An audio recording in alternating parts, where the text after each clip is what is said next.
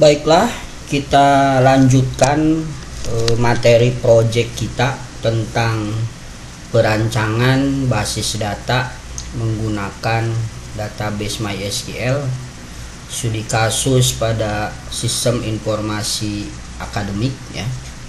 Di pertemuan sebelumnya kita sudah membuat KRS ya, terdiri dari dua tabel, yaitu tabel KRS yang sudah saya masukkan sampel daripada datanya, dan juga KRS detail ya. Ini adalah tabel penghubung ya, atau sebuah relasi tabel. Nah, pada kesempatan kali ini saya akan melanjutkan proyek perancangan ini, yaitu dengan topik absensi mahasiswa ya. Jadi ketika mahasiswa sudah mengisi KRS, idealnya kan sudah mulai masuk ke perkuliahan ya. Secara prosedur begitu aturannya ya.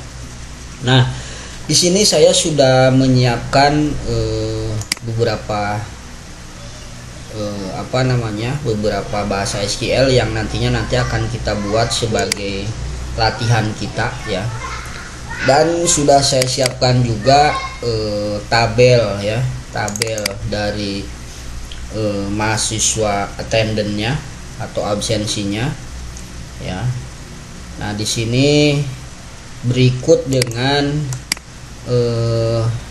isinya, contohnya. Hanya saja saya tidak terlalu banyak ya, hanya 20 atau 21 record. Jadi nanti biar lebih besar atau lebih kompleks daripada permasalahannya, tentunya nanti bisa dicoba lebih jauh dikembangkan. Tetapi secara konsep kurang lebih begini gitu ya. Nah, untuk membuat sebuah tabel absensi ya, untuk kegiatan absensi mahasiswa, di sini saya rancang sederhana ya. Yang pertama ada attendance ID sebagai primary key auto number-nya ya. Dan yang kedua student ID, ini adalah nama mahasiswanya yang nanti akan direlasikan ke tabel mahasiswa. Lalu yang ketiga ini adalah course code ya. Ini adalah kode mata kuliah yang nanti akan terhubung, terrelasi dengan tabel mata kuliah atau course ya. Dan yang keempat ini adalah classroom ID yang nanti akan terhubung ke dalam kelas ya, karena setiap mahasiswa perkuliahan itu harus punya kelas ya gitu. Di kelas mana dia gitu, ruang mana gitu. Terus juga ada field attendance date, ini hari apa atau tanggal berapa dia absen. Lalu statusnya dia apakah hadir, mangkir, tidak masuk, telat atau sakit ya. Di sini nanti biasanya proses ini dosen yang mengabsen di ruangan begitu ya. Lalu note ya, note itu keterangan. Jadi nanti dia kalau ibaratnya dia tidak masuk kenapa gitu ya, atau kalau telat kenapa. Jadi ini buat keterangan saja. Dan ini ada created add dan update add. Ini biasa ya untuk mendeteksi kapan tabel ini diinput secara auto number, secara auto date ya, dan auto time. Berikut juga ketika diupdate ini akan selalu memberikan informasi perubahan ya, kira-kira gitu. Jadi ini lebih kepada lognya biasanya. Oke, setelah kita buat tabel seperti ini ya, maka kita langsung copy saja ya, masukkan ke PHP My Admin ya. Kita klik di PHP My Admin ya. Setelah itu kita copy paste, langsung kita go ya, sehingga created untuk tabel sudah dibuat. Kita lihat di sini ya, mahasiswa ATT ya, atau mahasiswa attendance gitu ya. Nah, dalam komposisi masih kosong ya, tidak ada datanya. Nah, di sini juga saya sudah siapkan ya, itu beberapa item data ya, sesuai dengan struktur yang di atas. Ini hanya sampel saja ya. Ini ID recordnya saya ubah jadi 21 lah ya, untuk menandain. Jadi kita sudah input data kurang lebih sekitar 21 record ya. Seperti biasa sama, setelah di copy kita masukkan ke ke kita masuk ke PHP My Admin ya, seperti itu. Oke, kita ulang, ini keluar tadi ya.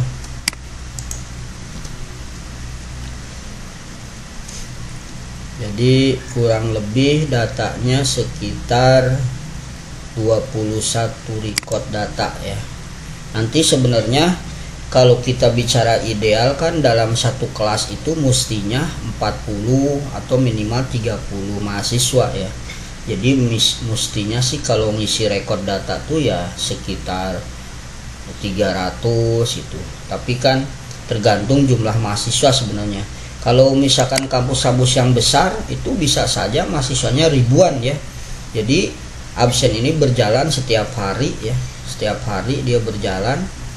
Terus jumlah mahasiswanya tuh banyak. Jadi kalau ada mahasiswanya 1000, setiap hari dia absen tuh mahasiswa, ya kan? Berarti 1000 record per hari ya. Jadi cukup lumayan banyak lah kalau dibayangkan.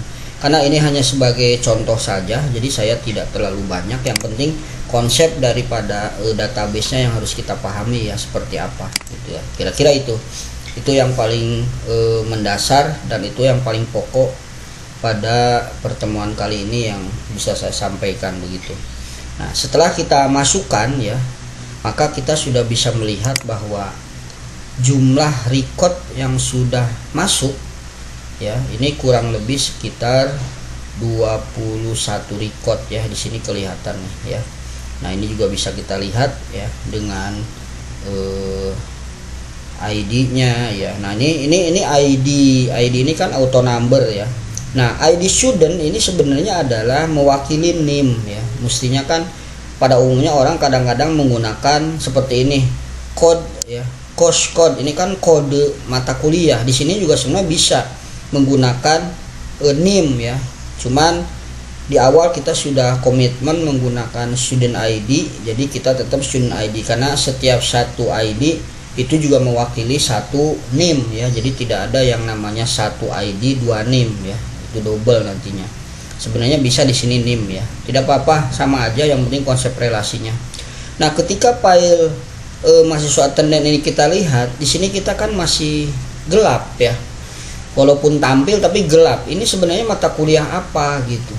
Ini ID 5 ini mahasiswanya siapa gitu. Nah, ya kan? Lalu yang sakit itu siapa aja sih? Juga kita nggak bisa lihat di sini gitu ya. Karena ini masih bentuk utuh daripada tabel. Nah, maka solusinya adalah kita akan coba lihat seluruh absensi ini. Nah, saya sudah siapkan juga di sini ya. Ini adalah absen mahasiswa semuanya nih, sudah saya siapkan ya, dalam bentuk bahasa SQL. Yang ini nanti harus Anda kembangkan banyak di beberapa tutorial atau Anda pelajari bagaimana caranya. Di sini hanya sebagai contoh saja saya ya. Jadi kita bisa lihat di sini. Kita bahasa SQL-nya kita lihat bareng-bareng. Jadi yang pertama ya, kita pahami dulu. Kita lihat, tampilkan attendant ID ya. Ini dari tabel mahasiswa attendant, berarti dari absen ya. Lalu tampilkan NIM dari tabel mahasiswa dan nama nih, dari tabel mahasiswa ada 2 fil ya. Lalu dari course atau dari tabel mata kuliah ini tampilkan namanya. Jadi bukan kodenya yang ditampilkan, namanya, karena ini sudah direlasikan nih di bawah ini ya. Dan kredit dan semester itu dari tabel mata kuliah atau course ya. Nah, lalu dari tabel attendant juga ini ada status yang tadi dia masuk atau enggak gitu ya, atau sakit atau mangkir lah gitu ya. Dan ini ada tabel classroom, yaitu nama ruangannya. Jadi ini sebenarnya terdiri dari 4 tabel nih, kita lihat. Yang pertama adalah tabel mahasiswa attendant, kedua adalah tabel mahasiswa ini ya, ketiga adalah tabel classroom, ini dulu course dulu ya, dan yang keempat adalah classroom ya. Jadi ini sebenarnya gabungan 4 tabel ya, sehingga kalau kita go atau kita lihat hasilnya ya, kita bisa melihat bahwa oh ternyata absen ini sudah bisa kita lihat di record ketiga ini tadi adalah Budi Santoso, mata kuliahnya algoritma, SKS-nya 4, dan dia itu telat pada ruangan C1 begitu ya kira-kira. Jadi ini sudah membentuk. Hanya saja informasi ini ketika kita tampilkan dengan bahasa SQL ini, tentunya ini juga akan masalah yang saya bilang tadi, ketika mahasiswanya itu kurang lebih ada, katakanlah di kampus besar ada 2000 tiap hari kan absen tuh mahasiswa.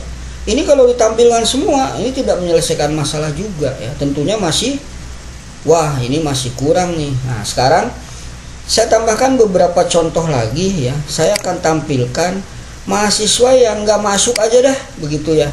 Kita lihat yang nggak masuk saja. Ini adalah bahasa SQL-nya.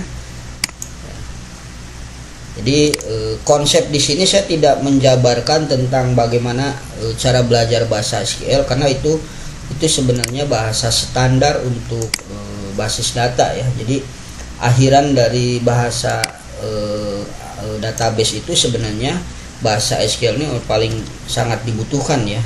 Terutama kita tidak menggunakan tool seperti ini, cukup di PHP MyAdmin. Jadi harus menguasai bahasa SQL. Saya selalu berulang-ulang mengatakan ini, kenapa? Karena sebenarnya kunci utama daripada perancangan ini, ketika data sudah tergenerate ke dalam sebuah tabel, tentunya kan kita harus bagaimana cara menampilkan data-data yang kita inginkan ya dengan bahasa SQL ini gitu ya. Oke, kita perhatikan ini sama yang ditampilkan seperti tadi, hanya bedanya di sini ada where ya. Where mahasiswa ATT atau tabel mahasiswa dot status absen. Jadi ditambahkan ini nih, where. Jadi tampilkan seperti tadi ya, ID, NIM, nama, course name atau nama mata kuliah, SKS-nya, semesternya, sama statusnya ya, dan kelas, nama kelasnya ya. Ini adalah baris yang from, ini adalah relasinya. Dan yang ketiga ini adalah where ya. Where itu adalah kriteria ya, berdasarkan kriteria status yang absen saja kita klik ini. Nah seperti ini, sehingga bisa dilihat, oh ternyata yang nggak masuk itu si ini loh gitu ya, Rina, Siti, Anton, Hendra ya, itu kelihatan gitu ya. Jadi ketika proses perkuliahan selesai mungkin ya sampai malam kalau kampus, besoknya ini data sudah bisa dilihat, oh ternyata yang nggak masuk kemarin siapa. Atau misalkan bisa kita tambahkan di sini kan ada automatically date time ya, yang untuk created at itu juga bisa dijadikan sebagai per hari seleksi berdasarkan where, kira-kira begitu ya. Nah jadi yang tidak masuk bisa kelihatan, yang telat juga bisa kelihatan gitu nanti ya, kurang lebih begitu. Lalu saya juga pengen melanjutkan lagi nih ya, pengen melihat per kelas ya, per kelas nih. Kita sudah siapkan juga di sini ada bahasa SQL untuk mendeteksi dalam satu kelas ini, atau saya mau lihat kelas algoritma begitu, ada berapa orang sih gitu ya. Nah ini kita lihat ya.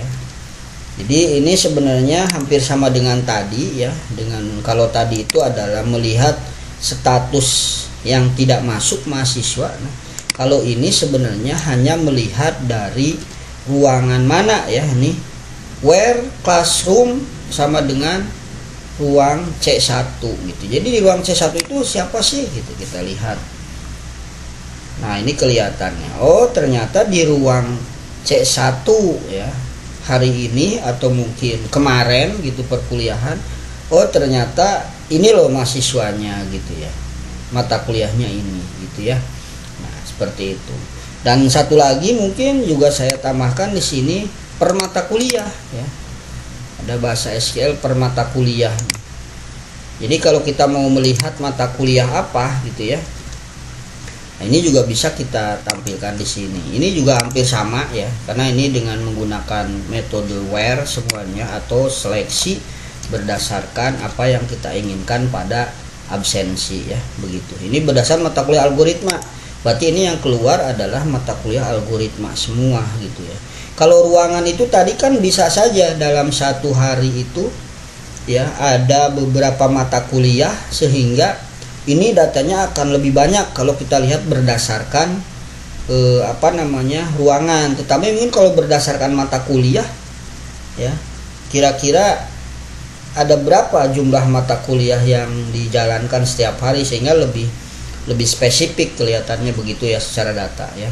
Kebetulan memang ini adalah datanya saya tidak terlalu banyak, tapi nanti kalau Anda pengen lebih mahir ya dalam menyeleksi data, silahkan datanya dimasukkan sebanyak-banyaknya, sehingga nanti biar Anda paham ya secara menyeluruh terkait tentang seleksi yang ada di dalam ini contoh absensi atau attendance mahasiswa ya. Kira-kira itu materi hari ini untuk mahasiswa attendance atau absensi. Jadi nanti selebihnya silahkan dikembangkan, dan mungkin nanti pada pertemuan berikutnya akan saya sampaikan terkait modul-modul berikutnya yang ada di dalam sistem informasi akademik ya. Kira-kira itu aja yang bisa saya sampaikan. Kurang lebihnya saya mohon maaf. Saya akhiri dulu. Billahi taufik wal hidayah. Assalamualaikum warahmatullahi wabarakatuh.